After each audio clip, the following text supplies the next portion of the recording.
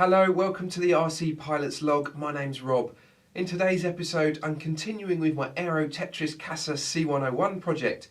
But before I get back into that, I wanted to say how much I love this hobby and the community within it. About 2 months ago, I joined my local club and it's absolutely fantastic. I went out to the flying field yesterday and I took my E-Flight Carbon Z Yak 54 and my FMS Kingfisher. The wind wasn't great, but the sun was out and that was good enough for me. I started with the Yak 54 that I've just finished repairing after a bent motor shaft caused vibration that pulled the actual motor mount out of the airframe. I've also replaced the landing gear to something much more robust to work better on our grass field. The takeoff was great and I was really pleased how easily it rolled and got off the ground with the new landing gear. But after about a minute of flying I started to hear a funny noise, so I landed as quickly as possible way off of the strip. It turns out that my repair on the motor mount wasn't successful and it was vibrating loose again.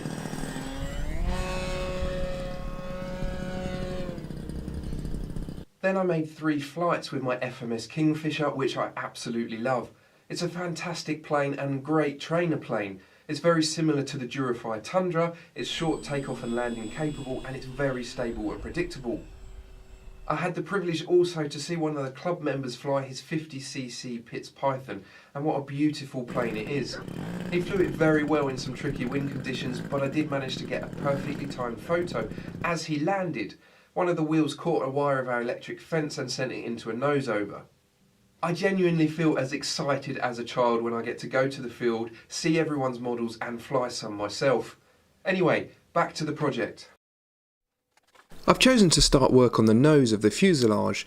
It has some good sized whole sections and should build up quite quickly. It's a nice place to start before some of the more intricate multi-part sections. I'm following Aerotetris advice and using wood glue and pins to bond the sections. Gorilla Glue D3 wood glue meets the requirements with a 20 to 30 minute clamp time. It's water resistant, sandable and doesn't foam. A medical syringe also seems to work well to apply the glue and keep mess down, and I'm using 1-inch stainless steel dressmaker pins. Working from sections 1 to 5, I join the main seams and then the sections one at a time. I found Gorilla Glue to have a good initial grab, which is just enough to allow easy alignment, but not accidental misalignment.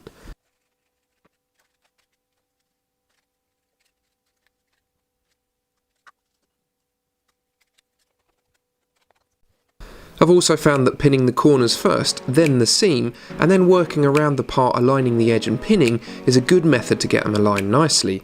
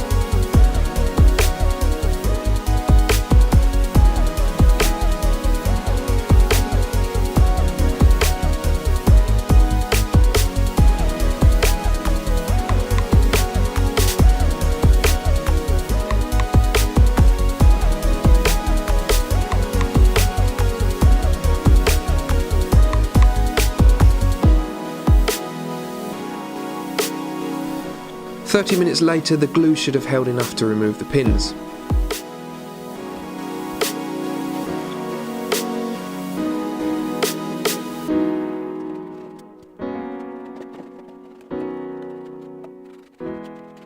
I'm pleased with the result.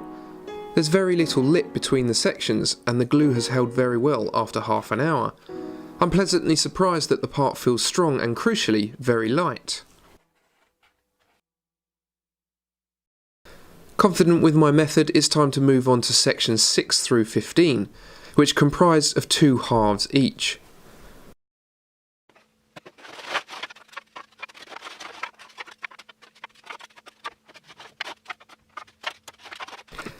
Now the Aerotetris game starts in earnest. Each section must be aligned, glued and pinned before being stacked onto each other.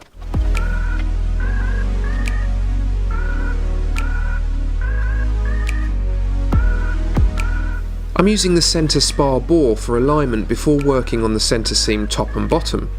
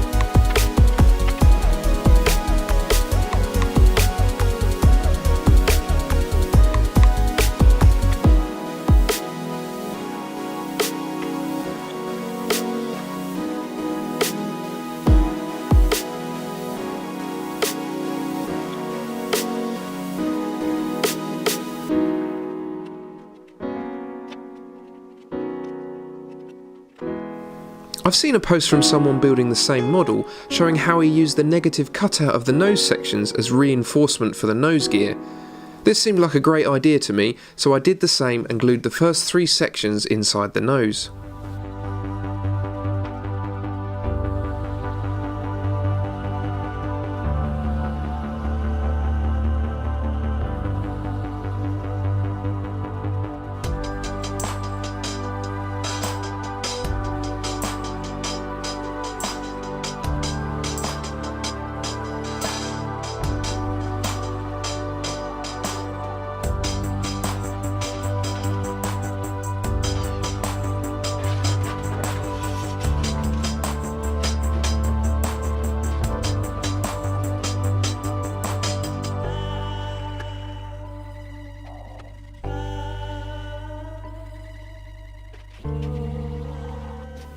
Once all of the sections had 30 minutes for the glue to grab, I started assembling them in groups of 3.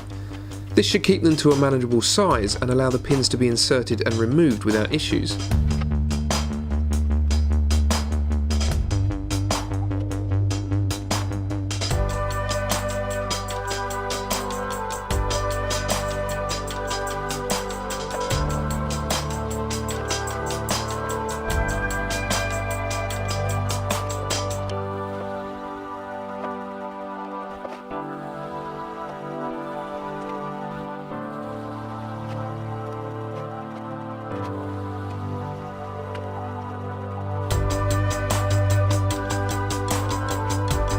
A couple of Jamie Oliver's finest make excellent weights while the Gorilla Glue cures.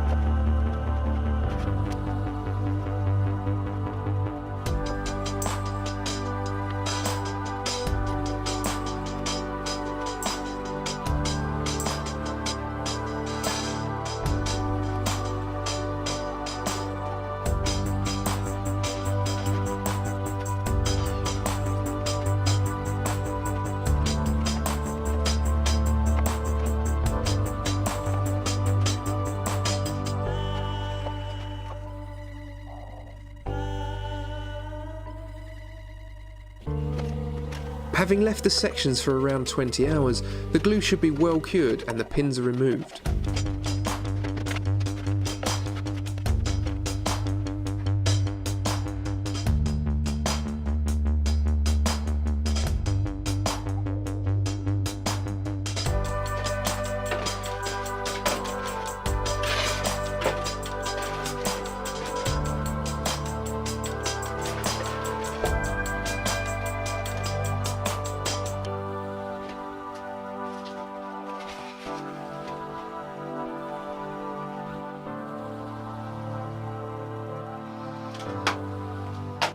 Now that I've got the sections of the nose assembled in 4 parts, it's going to be easier to assemble those onto a carbon spar. I've ordered a 10mm 1 metre length carbon spar that fits nicely down the profiled holes of each section. Well, that's all for today's episode, but thank you for watching and I hope you've enjoyed it. Thank you also to everyone who has subscribed and liked and shared the videos.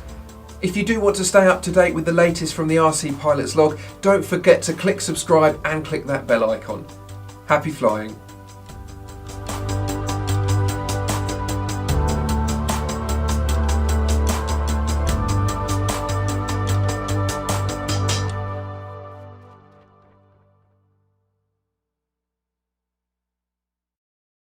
So welcome to the C Pilot Club Log. Log.